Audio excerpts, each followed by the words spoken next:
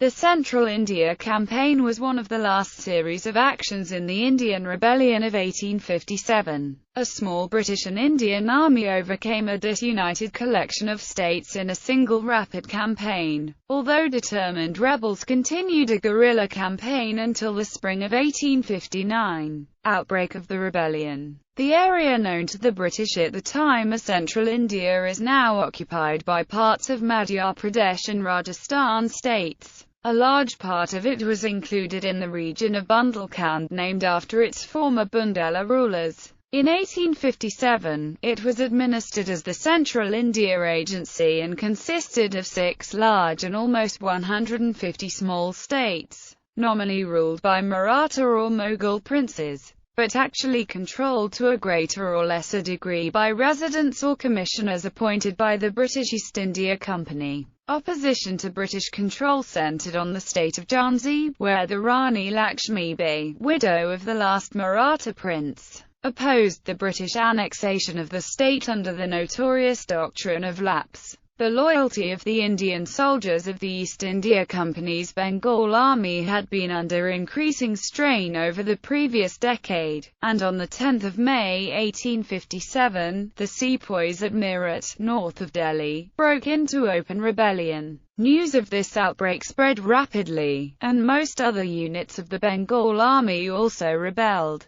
9 regiments of Bengal native infantry and 3 of cavalry were stationed in central India. There was also a large Gwalior contingent, raised largely from OUDH and similar in organisation to the irregular units of the Bengal Army, but in the service of the Maharaja Jayajirao Scindia of Gwalior, who remained allied to the British. Almost all these units rose up against their officers during June and July. There were very few British units to oppose them, and central India fell entirely out of British control. At Jhansi, British officers, civilians and dependents took shelter in a nearby fort on 5 June. They emerged 3 days later after being assured of their safety and were immediately murdered by the rebellious sepoys and irregulars. Rani Lakshmi Bai had no complicity in this act but was nevertheless blamed by the British. Over the next few months, most of the former company regiments marched to take part in the siege of Delhi, where they were eventually defeated.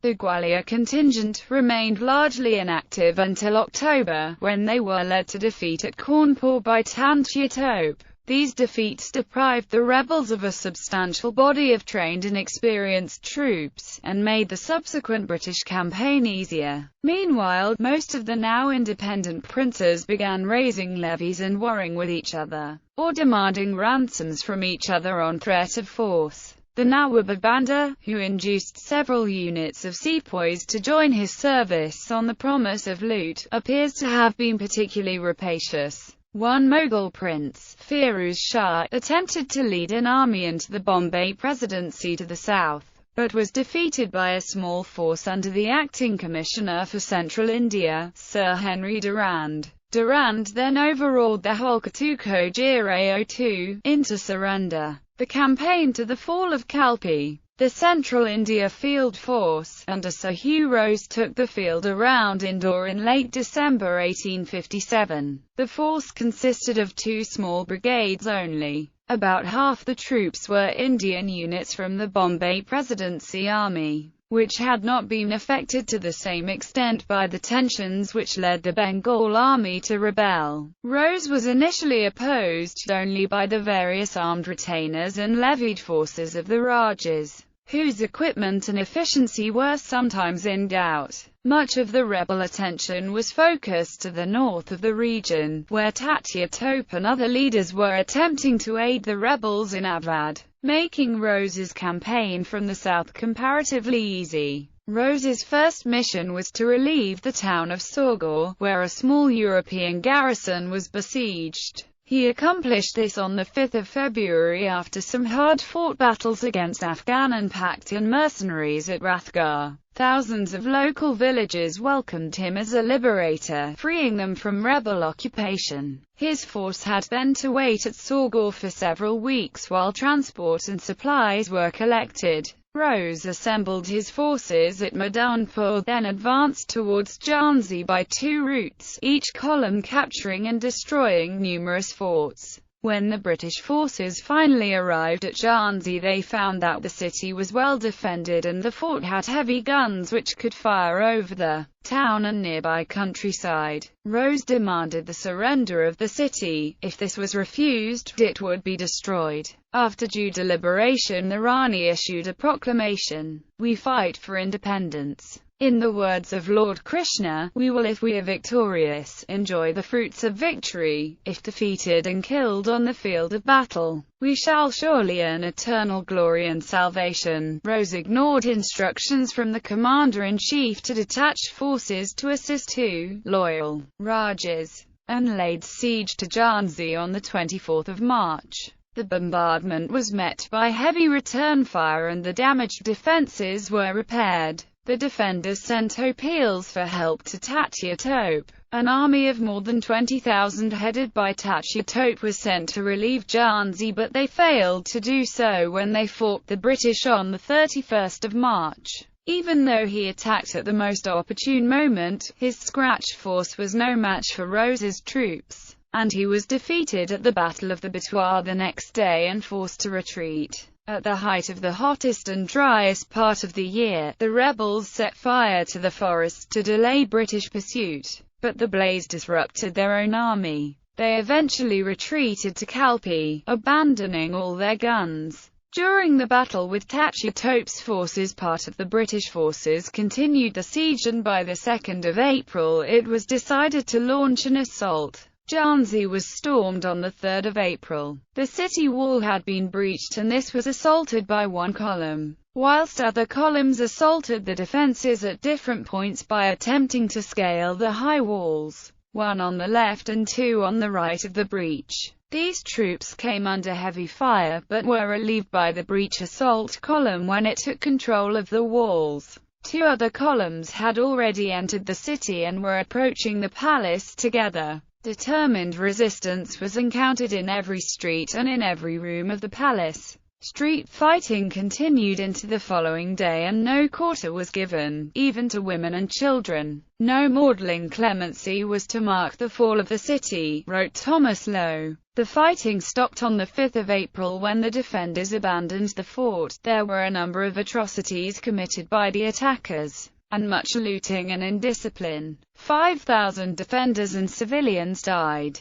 The Rani withdrew from the palace to the fort and after taking counsel decided that since resistance in the city was useless she must leave and join either Tatya Tope or Rao Sahib. The Rani escaped in the night with her son, surrounded by guards, probably while Rose's cavalry were busy looting. Rose was once again forced to pause while discipline and order was restored, but on the 5th of May he advanced towards Kalpi. Once again, the rebels attempted to fight in front of the city, and once again the British won a decisive, although largely bloodless victory at Cunch on the 6th of May. This led to demoralization and mutual recrimination among the rebels, but their morale recovered when the Nawab Banda reinforced him with his troops. On the 16th of May, they fought desperately to save the city, but were again defeated. Although there were few British battle casualties, many of Rose's soldiers were struck down by sunstroke. The recapture of Gwalior. With the fall of Kalpi, Rose thought the campaign was over and applied to go on sick leave.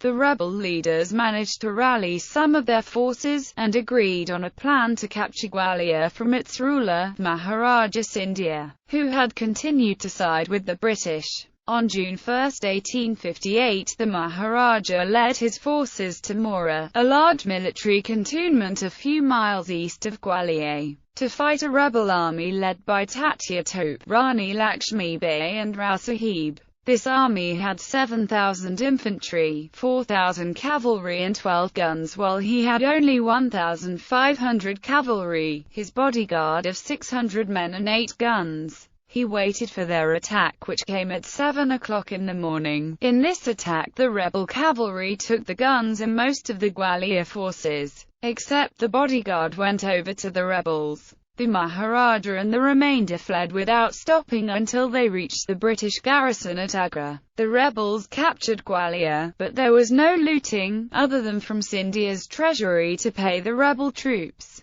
The rebels now wasted time celebrating and proclaiming the renewed rebellion. Rose had offered to remain in the field until his replacement arrived, and on the 12th of June, he recaptured Mora, in spite of the great heat and humidity. Rani Lakshmibai was killed in a cavalry action near Katar-Sarai on the 17th of June. Over the next 2 days, most rebels abandoned Gwalior while the British recaptured the city, although there was some desperate resistance before the fort fell. Last actions. Most of the rebel leaders now surrendered or went into hiding, but Tatya Tope remained in the field. Aided by monsoon rains which delayed his pursuers, Tatya continued to dodge around central India. Other leaders joined him, among them Rao Sahib, Man Singh, and Firuz Shah. Eventually in April 1859, Tatya Tope was betrayed by Man Singh, and hanged. Review.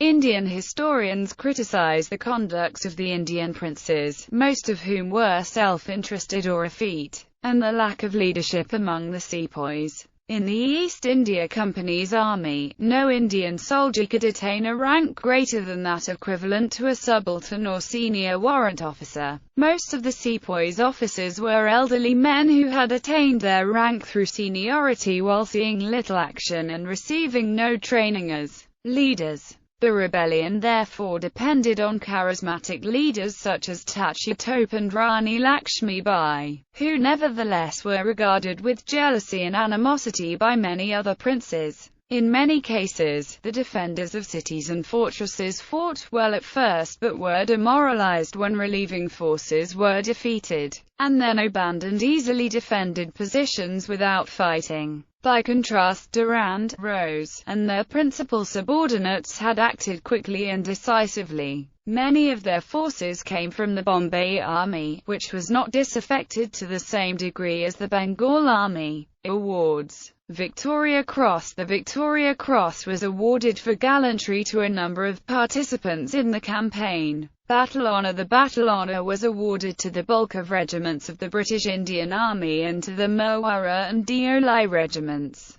The honour is repugnant. Units awarded this honour were 4th Hyderabad Cavalry, 8th King George's Own Light Cavalry, 3rd Bombay Cavalry, Pune Horse, 1st Hyderabad Cavalry, Deccan Horse, 1st Sindh Horse, Sanday Horse, Madras Sappers and Miners, Bombay Sappers and Miners, 19th Madras Infantry 3rd Battalion, the Madras Regiment, 12th Bombay Infantry 5th Battalion, the Grenadiers, 13th Bombay Infantry, the Grenadiers Regimental Centre, 10th Bombay Infantry 3rd Battalion, Maratha Light Infantry now 2nd Battalion, the Parachute Regiment, 25th Bombay Infantry 5th Battalion, Rajputana Rifles, 2nd Bengal Infantry 1st Battalion, Rajput Regiment, now 4th Battalion, the Brigade of Guards, 3rd Hyderabad Infantry 2nd Battalion, Kumar Own Regiment,